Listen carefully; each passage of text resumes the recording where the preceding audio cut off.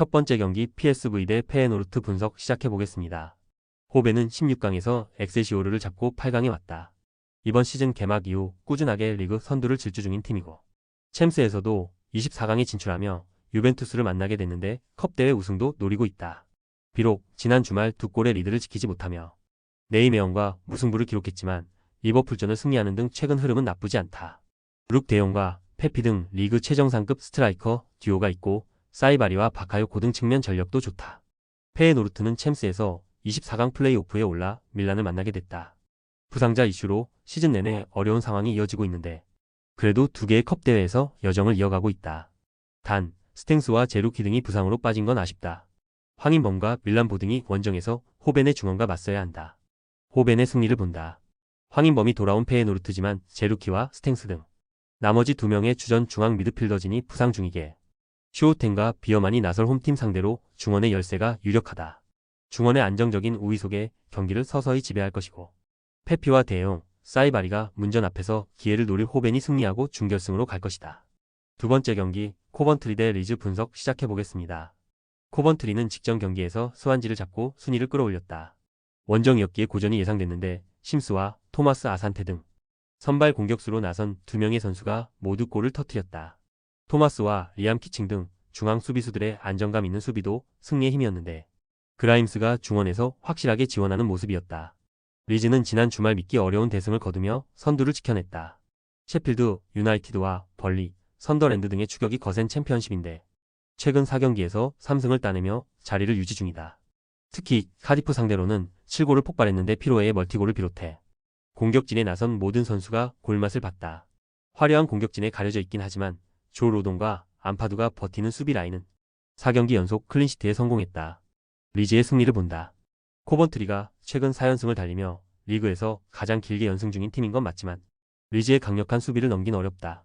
사카모토와 심스가 주도할 홈팀의 공격에 맞서 다나카와 로스웰이 상대의 침투를 저지할 것이고 피로에와 제임스가 기회를 해결할 리즈가 승리하고 1위를 지킬 것이다. 세 번째 경기 레버쿠젠 대 켈른 분석 시작해보겠습니다. 레버쿠젠은 실질적인 결승으로 불린 16강전 원정 경기에서 미넨을 잡고 지난 시즌에 이어 다시 우승을 노리고 있다. 챔피언스 리그에서도 36개 팀 중 6위를 기록하며 16강에 직행했는데 분데스리가와 챔스, 포칼에서 모두 우승을 노리고 있다. 분데스리가 팀들끼리 붙는 다른 팀들과 달리 2부 팀을 만나기에 대진운도 좋다. 다음 라운드가 볼프스 원정이지만 최근 흐름이 좋고 여러 대회 우승을 노리기에 정상적인 선수 기용을 할 것이다. 켈른은 16강에서 헤르타를 잡고 8강에 진출했다. 분데스리가에서도 늘 중위권을 유지했던 팀이지만 강등으로 내려간 2부인데 이번 시즌 함부르크와 포르투나 등을 제치고 리그 1위를 유지 중이기에 승격 가능성도 높다. 리그 10개의 공격 포인트를 기록 중인 다운스를 중심으로 케인치와 마르텔의 역습으로 강팀 사냥에 나선다. 레버쿠젠의 승리를 본다.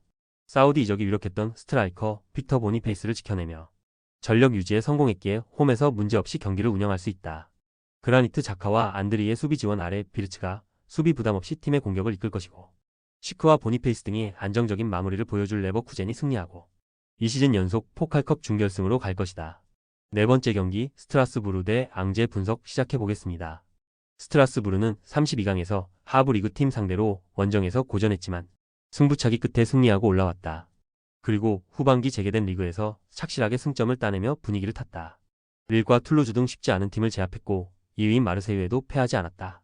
안드레이 산투스와 디아라 등이 중원에서 팀의 중심을 잘 잡아줬고 최전방 스트라이커인 엠마뉴엘의 마무리가 좋았다. 앙제는 하부 리그 팀인 케빌리에 승리하고 16강으로 왔다. 리그 앙에서는 중하위권에 위치해 있는데 컵대회에서 선전 중이다. 그러나 강등권과 격차가 크지 않기에 원정 일정에서 무작정 전력을 다하긴 부담이 있다. 주말에 있을 마르세유와의 홈 경기를 위해 어느 정도는 로테이션을 가동하며 버티기로 임할 수 있다. 스트라스부르의 승리를 본다. 앙제도 쉽게 물러서진 않겠지만 홈 경기력이 빼어난 스트라스부르 상대로 원정에 대한 부담이 클 것이다. 또 홈팀이 두쿠레와 모레이라 등 최종 수비의 안정감이 크게 올라온 것도 감안해야 한다. 홈의 이점을 누릴 수 있고 산투스와 디아라가 중원을 장악하며 분위기를 가져올 스트라스부르가 승리하고 8강으로 갈 것이다. 다섯 번째 경기 레가네스 대 레알 마드리드 분석 시작해보겠습니다. 레가네스는 16강에서 3군 다 최강인 알메리아를 잡고 8강에 진출했다. 그러나 8강에서 스페인 최강인 레알을 만나는 험난한 일정이다. 아틀레티코 상대로 승리하는 등 후반기 페이스가 좋긴 하지만 지난 주말 경기에서는 라요에 패했다. 센터백인 곤잘레스가 퇴장당한 여파가 있었다. 그래도 이번 레알전이 홈 경기기에 강점인 수비 위주로 나서며 승부를 90분 이후로 보내려 할 것이다. 레알은 16강에서 셀타를 잡고 8강에 진출했다. 지난 주말 원정에서 에스파뇰에 패하며 아틀레티코의 승점 1점 차로 추격당하긴 했지만 챔스와 리그, 코파델레이 등에서 순항 중이다. 챔스 24강 플레이오프에서 맨시티를 만나는 악재가 생기긴 했지만 에스파뇰전 패배를 제외하면 최근 흐름이 좋다. 음바페가 팀의 에이스로 확실하게 자리매김했고 돌아온 비니시우스가 호드리고와 함께 이 경기에 나설 수 있다. 레알의 승리를 본다. 레가네스가 최근 안정적인 수비력으로 어느 정도 선전 중이지만 에스파뇰전 패배로 인해 경기 집중력이 크게 올라갈 레알을 90분 내내 막긴 어렵다.